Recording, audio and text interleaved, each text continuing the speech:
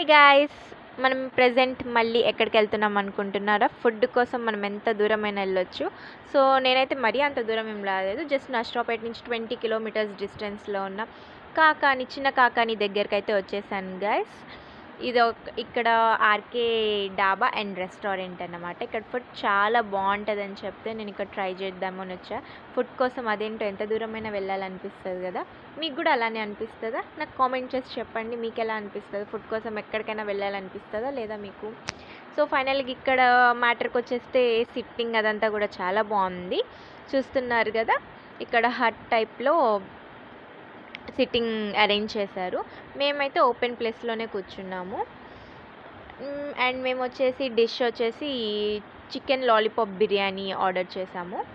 So నిజంగా taste అయితే చాలా బాగుంది అండ్ చాలా ప్రైస్ కూడా చాలా రీజనబుల్గా ఉంది. 300 గైస్ చికెన్ లాలీపాప్